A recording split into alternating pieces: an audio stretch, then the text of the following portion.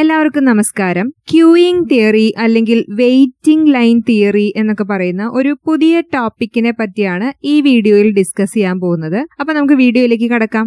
Long quiz നമ്മൾ പലയിടങ്ങളിലും കാണാറുള്ളതാണ്. ചിലപ്പോൾ നമ്മൾ തന്നെ എക്സ്പീരിയൻസ് ചെയ്തിട്ടുണ്ടാവും. അതായത് റെയിൽവേ ടിക്കറ്റ് കൗണ്ടറുകളിലായിരിക്കാം, ചിലപ്പോൾ എയർപോർട്ട്സിലായിരിക്കാം, ഫുഡ് കൗണ്ടറുകളിലായിരിക്കാം, എന്നുവേണ്ട പോസ്റ്റ് ഓഫീസുകളിൽ, ATM കൗണ്ടറുകളിൽ, ബാങ്ക് കൗണ്ടറുകളിൽ, ബസ് സ്റ്റേഷനിൽ, അങ്ങനെ പല സ്ഥലങ്ങളിലും ക്യൂസ് നമ്മൾ കണ്ടിട്ടുണ്ട്. ഇവിടെയെല്ലാം ക്യൂ നിൽക്കുന്നത് മനുഷ്യരാണല്ലോ. എന്നാൽ മനുഷ്യർ മാത്രമാണോ ക്യൂ നിൽക്കുന്നത്? ട്രാഫിക് സിഗ്നലിൽ വെയിറ്റ് ചെയ്ത് നിൽക്കുന്ന വാഹനങ്ങളെ കണ്ടിട്ടില്ലേ? ഡിസ്പാച്ചിങ്ങിന് വേണ്ടി ഒരു ക്ലർക്കിന്റെ ടേബിളിൽ വെയിറ്റ് ചെയ്യുന്ന ലെറ്റേഴ്സിനെ കുറിച്ച് ആലോചിച്ച് നോക്കൂ. ഫ്ലൈ ചെയ്യുന്നതിനോ അതേപോലെ തന്നെ ലാൻഡ് ചെയ്യുന്നതിനോ വേണ്ടി വെയിറ്റ് ചെയ്യേണ്ടി വരുന്ന എയ്റോപ്ലെയിനുകൾ, അങ്ങനെ ക്യൂകൾ പലവിധം. ഈ ക്യൂകൾ എന്തുകൊണ്ടാണ് ഉണ്ടാകുന്നതെന്ന് ചിന്തിച്ചിട്ടുണ്ടോ?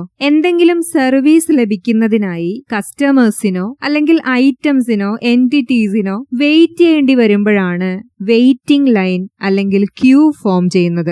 സർവീസ് കിട്ടുന്നതിന് വേണ്ടി വെയിറ്റ് ചെയ്യേണ്ടി വരുമ്പോഴാണ് ക്യൂ ഉണ്ടാകുന്നതെന്ന് പറഞ്ഞല്ലോ. ഇനി എന്തുകൊണ്ടാണ് വെയിറ്റ് ചെയ്യേണ്ടി വരുന്നത്? ഒരു ഉദാഹരണം പറയാം. 3 പേർ ക്യാഷ് എടുക്കാനായി ATM കൗണ്ടറിൽ പോകുന്നു എന്ന് കരുതുക. ആ ATM കൗണ്ടറിലാകട്ടെ നന്നായി വർക്ക് ചെയ്യുന്ന, ആവശ്യത്തിന് ക്യാഷ് ഉള്ള 3 ATMs ഉണ്ടെന്ന് കരുതുക. അപ്പോൾ ഈ 3 പേർക്കും ഓരോരോ ATM യൂസ് ചെയ്യാമല്ലോ. ഇവിടെ സർവീസ് ലഭിക്കുന്നതിനായി, അതായത് ഈ കേസിൽ സർവീസ് എന്നാൽ ക്യാഷ് ലഭിക്കുന്നതിനായി ആർക്കും വെയിറ്റ് ചെയ്യേണ്ടി വരുന്നില്ല, ക്യൂവും ഫോം ചെയ്യുന്നില്ല.